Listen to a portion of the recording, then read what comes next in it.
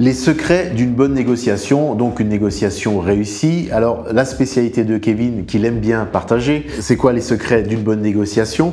On va partir du vécu parce que c'est ça qui est intéressant, parce que la théorie c'est une chose, il existe beaucoup de littérature sur la négociation, mais ce qui est important c'est de savoir concrètement sur le terrain comment ça se passe. Alors est-ce que tu peux nous raconter une anecdote, une expérience d'une négociation bien réussie, donc quel que soit le contexte? Donc il y a de ça une dizaine de mois maintenant, je suis rentré en contact avec la voisine d'un appartement dont je disposais dans une copropriété et je lui ai fait une proposition d'achat. Donc tu es propriétaire d'un appartement dans une copropriété. C'est ça. Tu as rencontré la voisine en lui disant je vais acheter ton appartement, c'est ça? Exactement. Et donc du coup en fait si tu veux, à ce moment-là, moi je savais que la personne elle souhaitait vendre son logement étant donné qu'il y avait déjà un panneau d'une agence immobilière qui avait été mise en place il y a quelques années de cela. C'est-à-dire qu'une fois bêtement, je me suis rendu sur Google Maps et puis j'ai vu dans les photos qu'il y avait le panneau à vendre. Donc du coup, je me suis dit, tiens, c'est intéressant, cet appartement il était à vendre, je sais que le propriétaire il n'a pas changé, donc je vais lui demander s'il veut toujours vendre son appartement. Et donc cette personne, elle me disait que oui, effectivement, elle l'avait mis en vente il y a 3-4 ans et qu'ils l'ont retiré parce qu'ils ne trouvaient pas d'acheteur. Donc je me suis posé un petit peu la question du pourquoi du comment, est-ce qu'il n'y avait pas d'acheteur pour cet appartement, sachant que moi, je l'ai trouvé relativement sympa. Il faut savoir que c'est une copropriété du coup de 3 appartements et les 3 appartements sont identiques l'un de l'autre. Donc je lui pose 2-3 questions et puis je m'aperçois que dans l'appartement, il n'y avait pas de salle de bain. C'était encore le système un petit peu plus ancien où tu avais le WC sur le palier et tu avais une petite cabine de douche dans la cuisine. Et du coup, je me suis dit ok, donc là, c'était un petit peu particulier car il fallait retirer toutes les arrivées d'eau, faire venir une canalisation de sang qui était inexistante et je pense, à mon avis, que ça a dû freiner certains investisseurs qui n'étaient peut-être pas très à l'aise vis-à-vis de ça. Donc on prend rendez-vous ensemble, on se donne rendez-vous du coup dans l'appartement et puis je m'aperçois qu'effectivement il y a eu un dégât des eaux qui n'avait pas été traité dans l'appartement, qui venait justement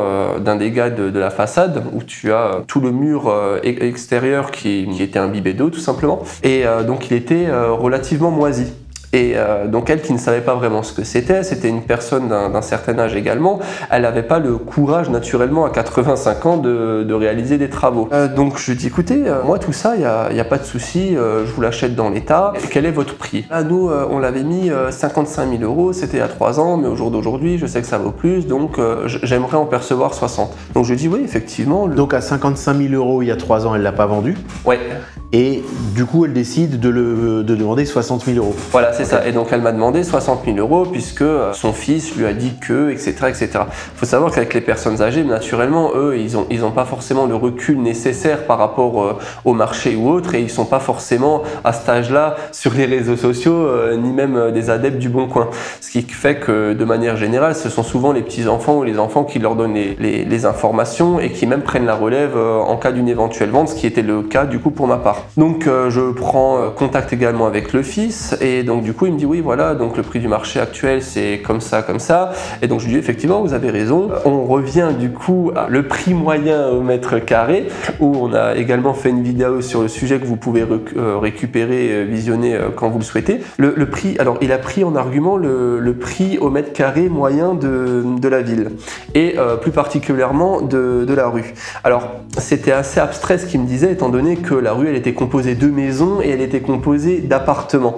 Et on avait une moyenne de l'ordre de 1 200 € à 1 900 voire 2 000 € du mètre carré qui comprenait du coup les maisons à la valeur haute. Et donc du coup je lui ai expliqué justement que cette moyenne elle était caduque étant donné que l'appartement nécessitait quand même pas mal de travaux à réaliser et nécessitait également la création complète d'une salle de bain qui était à l'heure inexistante. Il a du coup pris en considération mes dires, il a dit oh, vous avez raison pour ceci et cela. La négociation du coup j'ai pu passer de 60 000 € à 48 000 € exactement en prenant en compte le fait que l'appartement que je disposais déjà au 3e étage je l'avais acheté 3 ans en avant que les prix augmentent fortement, je l'avais acheté 41 000 €. À ce moment-là, la personne me dit bon ok, on peut partir sur 48 000 €, pas de souci. On est parti sur ce principe-là, mais j'avais quand même la propriétaire des lieux, donc la dame de 85 ans, qui était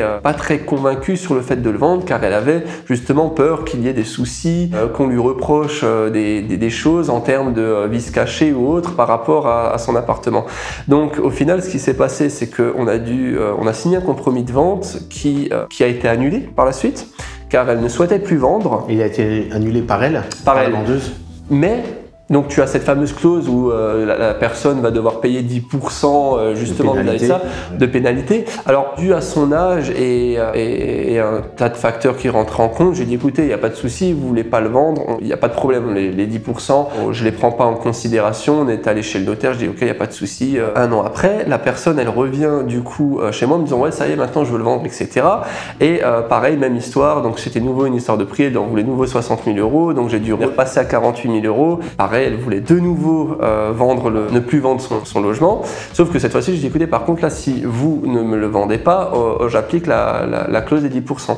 Donc finalement ça allait jusqu'à la fin, et puis j'ai pu donc acheter cet appartement à un prix de 48 000 €, soit 750 € du mètre carré, d'autant plus que il y avait une petite particularité, ce qui faisait justement, on a une vidéo où on parle comment créer une bonne affaire. Alors là, c'est typiquement le cas sur ce produit-là. Pourquoi? Parce que dans cette copropriété, vous avez dans le grenier, vous avez des chambres de bonne. Moi, quand j'avais acheté le premier appartement dans cette copropriété, je disposais du coup d'un appartement de 68 mètres carrés plus une chambre de bonne de 12 mètres carrés. En achetant l'appartement de cette dame, je disposais du coup du même appartement de 68 mètres carrés, plus encore la chambre de bonne au-dessus de 12 mètres carrés. Ce qui fait que du coup, j'ai à l'heure actuelle la possibilité de créer un appartement supplémentaire d'une superficie de 24 mètres carrés, ce qui est l'équivalent d'un petit studio, pour le prix de 0 €.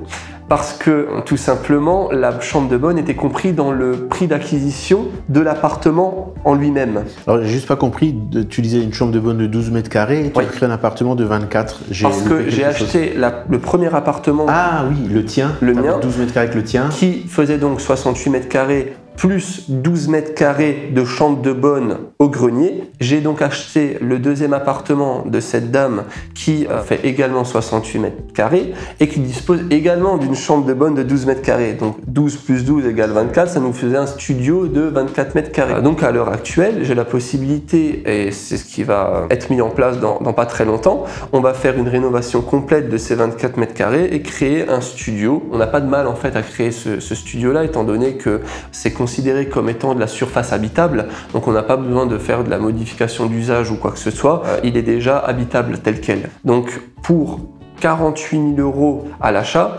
j'ai disposé gratuitement d'une création supplémentaire, d'un appartement supplémentaire d'une superficie de 24 mètres carrés pour 0 €. Donc, si j'ai bien compris, le secret de la négociation, là, c'est quand même la patience, parce que l'appartement était à vendre 3 ans avant, tu as signé un compromis de vente, la vendeuse a changé d'avis, 1 an après, elle est revenue vers toi avec de nouveau ses prétentions hautes et tu as réussi à faire baisser le prix.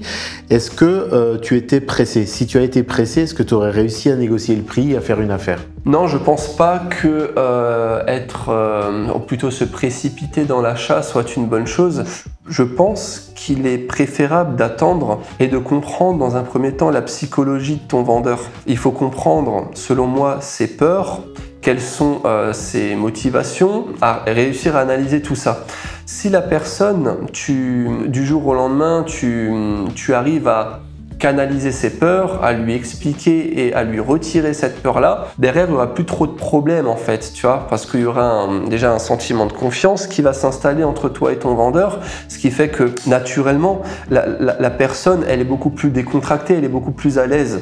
Derrière, ça te permet en fait de faire une bonne affaire de manière générale. Et du coup, c'est pas un achat coup de cœur, c'est un achat rationnel, c'est ce qui te permet d'avoir la patience, jusqu'à l'idée de ne pas acheter le bien. Est-ce que tu étais prêt à passer passer à côté de l'affaire et de ne pas acheter le bien si ça rentrait pas dans tes critères? Si ça rentrait pas dans mes critères, si ça rentrait pas dans le budget que j'avais défini au préalable, j'aurais dit bon, tant pis, je l'achète pas et puis ça fera le bonheur de quelqu'un d'autre. Mais il faut comprendre que en fait une négociation, il faut savoir à quel prix acheter et encore une fois, il faut savoir quel est le montant des travaux à injecter. Si vous n'avez pas ces deux facteurs en votre possession, vous n'allez pas pouvoir négocier correctement parce que vous ne savez pas quoi négocier. Tu ne sais pas c'est quoi le bon prix. Tu ne peux pas négocier quelque chose que tu ne connais pas. Et tu ne peux pas non plus négocier un appartement si tu ne connais pas le prix des travaux. Tu vois, je reprends l'exemple d'une voiture parce que l'exemple d'une voiture, c'est quelque chose d'assez concret. Souvent, les gens, ils vont acheter une belle voiture, une grosse bagnole en se disant, bon ben voilà, la voiture, je l'achète 50 000 €, c'est une BMW série 4. Derrière, les gens, ce qu'ils oublient, ce qu'ils n'ont pas calculé, c'est l'entretien, c'est le coût des réparations, etc., etc. Si tu connais pas le prix des éventuelles réparations, tu peux pas savoir si tu as acheté la voiture au bon prix. C'est pareil pour un appartement. Si tu connais pas le prix des travaux, des réparations à effectuer, tu sais pas si c'est un bon prix ce que tu vas acheter. Tu vois ce que je veux dire? C'est pour ça que je prends l'exemple de la voiture. Donc c'est très important de savoir quel est le montant à injecter et c'est en sachant le montant que tu dois injecter en travaux qui va définir le montant de la négociation. Ça, c'est mon cas personnel. Le cas échéant, tu peux très bien venir avec un artisan qui va te chiffrer les travaux parce Exactement. que tout le monde n'a pas la notion qui est la tienne parce que toi, tu étais dans le bâtiment au préalable. Moi, j'ai pas de notion. Donc, moi, je fais venir mon artisan pour qu'il me chiffre les travaux, ce qui va me permettre de me positionner. Et si le prix demandé plus le montant des travaux dépasse l'enveloppe que je me suis fixée, du coup, je suis prêt à ne pas acheter. Tu es prêt à pas l'acheter. Alors, de manière générale, on va pas se fixer avec un seul artisan. On va faire des devis comparatifs, on va passer par 3-4 artisans pour voir quels sont les prix. Éventuellement, de manière générale, les artisans, ils ont plus ou moins tous les mêmes tarifs, mais certains sont moins chers sur des domaines spécifiques et d'autres sont plus chers sur des domaines spécifiques. Ce qui fait qu'en fait, il faut savoir jauger tout ça et se dire, ok, donc lui, la pose de sol, elle est moins chère, lui, la pose de papier peint, elle est moins chère.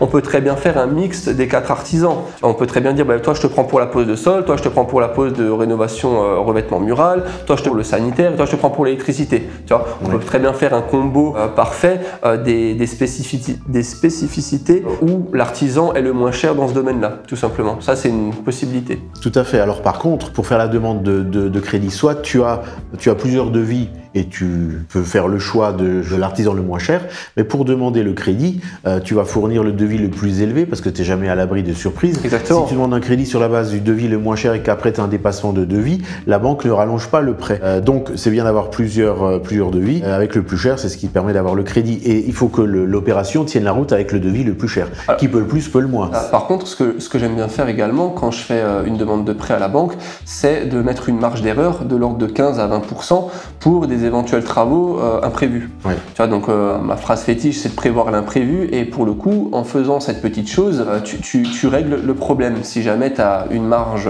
parce que tout le monde a une petite marge d'erreur, enfin tout le monde devrait avoir une petite marge d'erreur. Souvent les gens font des crédits immobiliers et ils n'ont pas cette marge-là et donc du coup ils doivent mettre de l'argent de leur poche. Et c'est souvent de l'argent qui n'est pas pris en compte au départ et du coup ça crée une mauvaise surprise. Si tu vas chez ton banquier et tu dis bon ben voilà le crédit, le devis il est de temps et temps, je me prévois une marge d'erreur de 15 à 20%, derrière tu prévois l'imprévu. Donc là tu peux dormir sur tes deux oreilles, tu es tranquille. Ok, donc dans le cadre de cette négociation réussie, quelle était ta relation avec la vendeuse? Tu la connaissais depuis longtemps ou tu es allé toquer chez elle en te présentant « Bonjour, je suis votre voisin ». Je suis allé me présenter chez elle. Alors, j'ai pas toqué chez elle physiquement, j'ai eu son numéro de téléphone, donc le premier contact s'est fait par téléphone et on s'est rencontrés physiquement une première fois, du coup, sur place avec l'intervention de son fils.